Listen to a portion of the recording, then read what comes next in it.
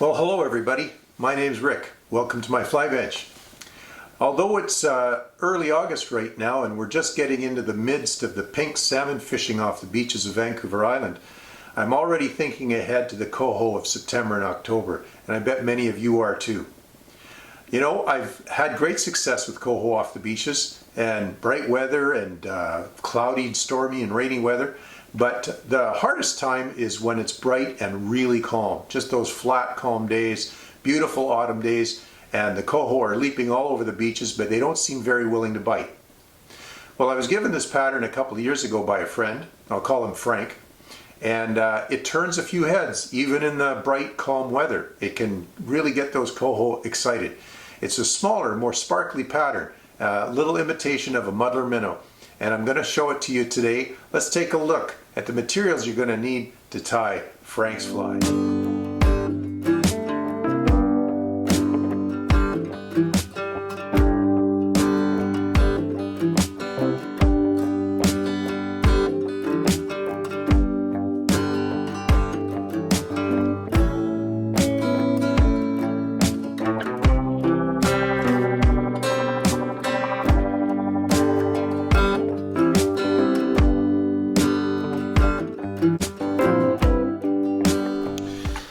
Okay everybody, into my vise I've got a Mustad C68 saltwater hook in a size 6.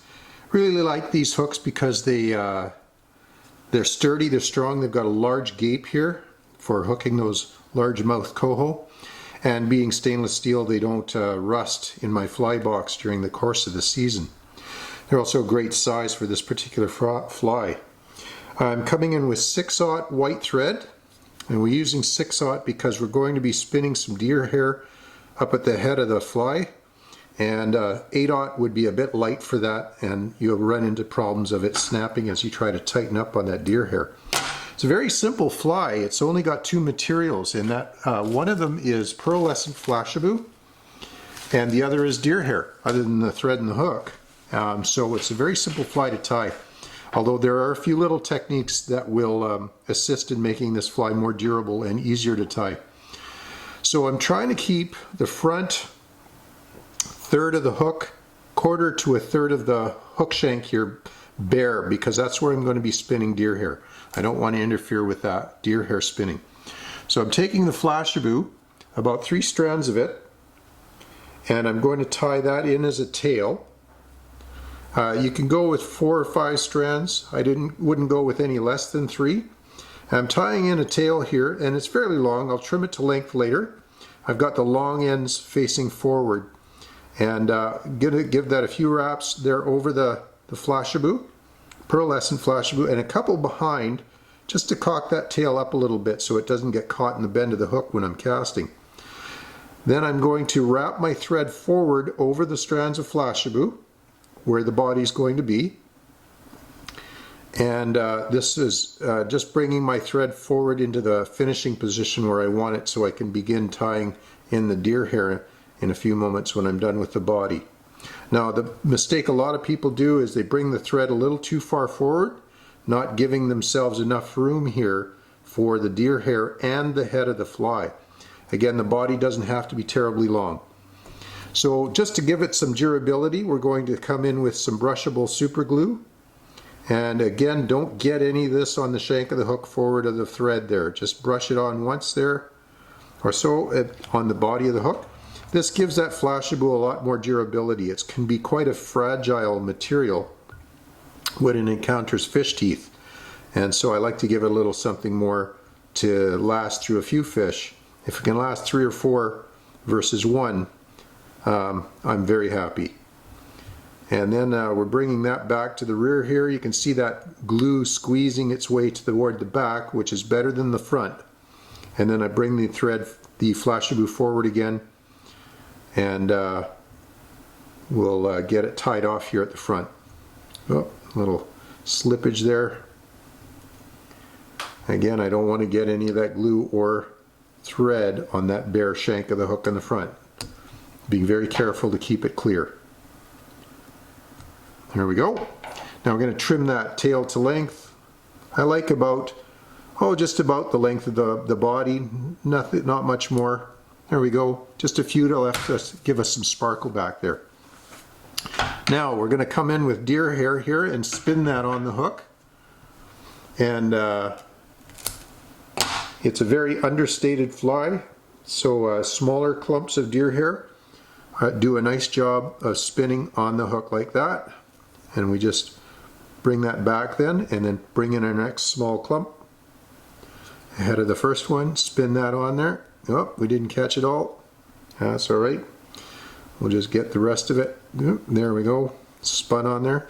And then push it back and bunch it back so that we can get another cluster in there in front of the eye. So there we got some room up there. One more cluster of deer hair should do it. Get that spun on there. There we go. And it splays out. And now we want to pull everything back and give ourselves a nice, strong, sturdy, torpedo-shaped head here. So we're just build up the 6/0 thread. You can give it a little more tension than you would for 8/0, and just get that head tidied up so you can give it a whip finish. Now I like to give it 2 whip finishes of 4 wraps each. My casting isn't always perfect, and sometimes when I'm a little bit off, I can snap that, and there, look at that, the thread snapped anyway, even a 6/0, so no worries there. We'll just re-wrap that on there, cut off the tag end, give it another whip finish. Yeah, as I say, I'm not always perfect with my casting, and sometimes I'll whip it, you know. I'm as flawed as anybody with the perfection of casting, and this prevents that head from coming undone with a bad cast or two. Now we like to spin it in my vise to trim it and give it that muddler head. Now normally when I'm tying flies just for non-video purposes, I'm tying down at my bench, but that doesn't work for videoing, so I'm up here at the kitchen table, which is where I normally video these videos, make these videos, and for good reason. My wife doesn't like to see deer hair all over the table and the floor, so I'll be coming in with a vacuum cleaner later on. And we're just gonna get that vise rotating and give it a nice even haircut and look at it from all angles. I'm just going to leave a few fibers of that deer hair along the back as a wing, and we want to go very sparse looking. We don't want to leave too much. You know, the flies we use on those stormy, cloudy days, like the California Neil and the Klausers, they're often a little overdressed for the bright sunny days, which is why you might have trouble hooking fish on those bright, calm days when the sea is literally like a mirror and flat. But the coho are jumping all up and down the beach. You know they're there. You're seeing the jacks, you're seeing the adult fish, and they're within casting distance, but they just don't seem to be wanting to take the irregular patterns. And that's why they're often maybe a little overstated. And so I've found that going small, going understated and subtle, look, there's very little color to this fly. Almost no, like the pearlescent flashabou has some iridescence to it, which gives off flashes of pink and green and blue, but they're very subtly stated. And then the deer hair is just the bland brownish gray of the deer hair. So you can see how understated this fly is. So there you have Frank's fly. I hope you get a chance to tie this fly and use it this fall, whether you're on the BC mainland coast, up the northern coast, Vancouver Island, or down in Washington State.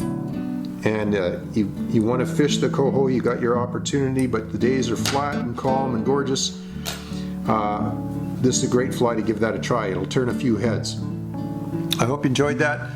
I hope to see you on the water. Thanks for watching. Bye for now.